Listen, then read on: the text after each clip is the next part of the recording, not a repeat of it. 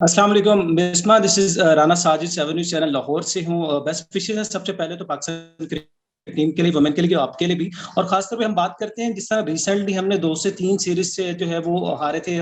West Indies کی team جو پاکستان کی کنڈیشن میں آ کے جو ہے پاکستان کو ہرایا تھا. اب ڈفرنٹ کنڈیشنز ہیں بالکل بھی، تو کیا پلاننگ کیا ہے اور ڈپینڈ کس پہ کر رہے ہیں، بولنگ پہ یا بیٹنگ پہ؟ دیکھیے نیوزی لینڈ ڈفرینٹ کنڈیشنز ہیں اور ہم لوگ جا رہے ہیں اس کو جلدی اڈیپٹ کرنے کی کوشش کریں گے کہ ان کنڈیشن سے ہم کریں. کافی کچھ ذہن میں ہے، ہم لوگ پہلے ادھر کھیل چکے ہیں، تھوڑا سا آئیڈیا ہے کہ ہمیں کس قسم کی وکٹس وہاں پر ملیں گی. اس پہ ہم کام بھی کیا ہے ہم لوگوں نے. دیکھیے ہم لوگ اگر آپ پچھلا سال دیکھتے رہے، اگر آپ ہماری پاکستان ٹیم کی اسٹرینتھ دیکھیں، وہ ہمیشہ سے بالنگ رہی ہے.